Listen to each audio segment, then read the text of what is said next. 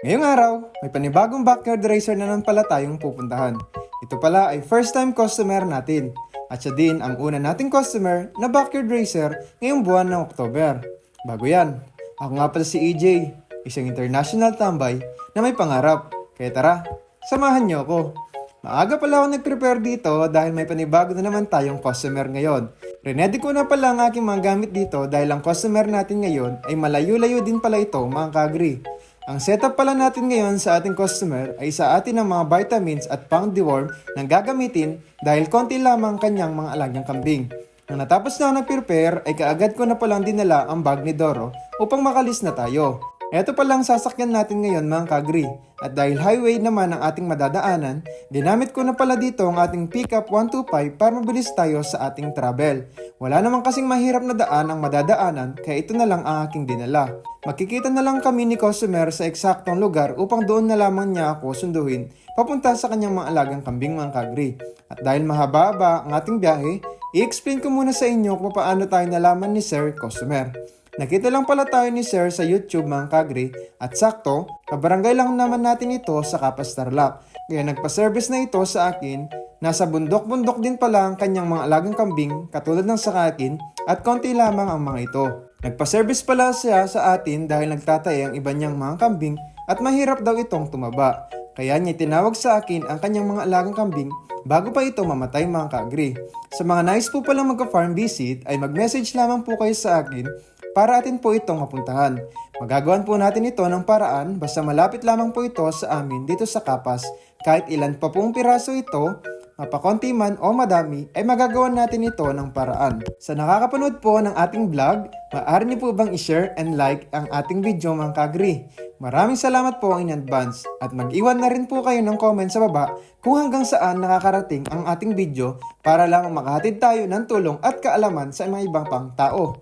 Makalipas ng ilang minutong pagdadrive ay nakarating din tayo sa pinag-usapang lugar kung saan kami magkikita. Dito lang pala kami magkikita sa Beno Kapas Tarlac mga kagri. Sinundo na pala ako dito ni Sir dahil pupunta na tayo sa kanyang mga alagang kambing. Hindi na kasi kaya ng ating pickup 125 ang daan kaya minabuti ko nang sunduin na lamang niya ako at isa pang dahilan ay hindi ko alam ang kanyang location mga kagri. At makalipas ng pagka-travel namin, papunta sa kanyang mga alagang kambing ay nakarating na nga tayo sa kanilang lugar. Ganito palang setup ng kanyang mga alagang kambing mga kagri. Inyong pagmasdan kung paano ang kanyang setup. Nagbulos yan eh.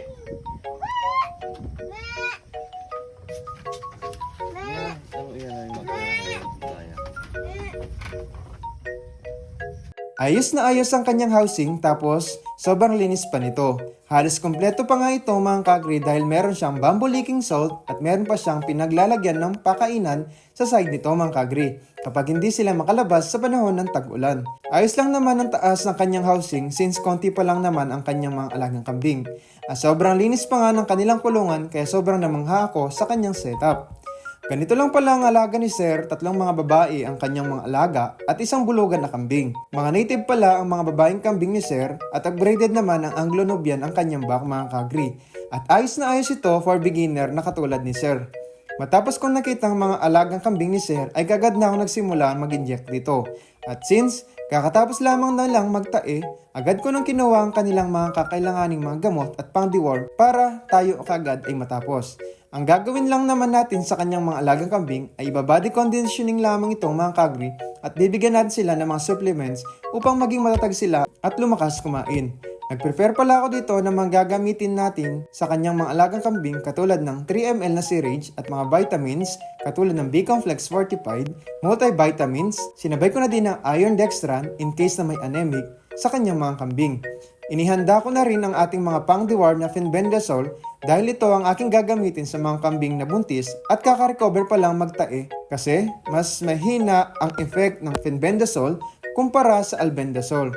Kaya ito ang aking ginagamit upang hindi mabigla ang kanilang katawan. 3 lamang pala ang pinapa-inject dito ni customer dahil yung isa ay hindi na nakakatayo at hindi pa pwedeng inject dahil baka hindi na ito pwedeng mapakinabangan pa mga kagri. Binigyan ko lang pala ng tig 3 ml na vitamins at fenbendazole ang kanyang mga alagang kambing mga kagri. Pagkatapos ay binigyan ko na ito ng iron dextran ang kanilang bulugan dahil anemic ito at napansin ko ito sa kanyang mata using Fibonacci chart. Bago tayo magtapos ay nais ko lang pong sagutin ang tanong ng ating isang followers kung veterinary po ba tayo or hindi. Para po sa mga baguhan pa lamang na nanonood sa ating vlog, ay hindi po ako graduate ng veterinary mga kagri or isang technician. Ako lamang po ay may skill na mag-aalaga ng kambing mga kagri. Hindi ko po matatawag na technician ang sa aking sarili dahil baka may requirements pa ito bago maging isang technician. Ako lamang po ay nagbabase lamang sa mga nag-attend kong mga seminar at sa mga experience ko sa pag-aalaga ng kambing. Matagal-tagal na po din kasi ako nag-aalaga kaya may kaunti na po akong kalaman sa pag-aalaga ng kambing. Nang natapos kami sa ating backyard service ay kagad na din tayong umuwi mga kagri.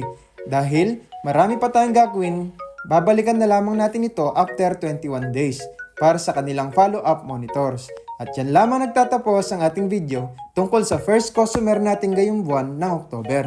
At muli, ako nga po pala si AJ na isang international tambay na may pangarap. Nagsasabing thank you for watching and happy farming!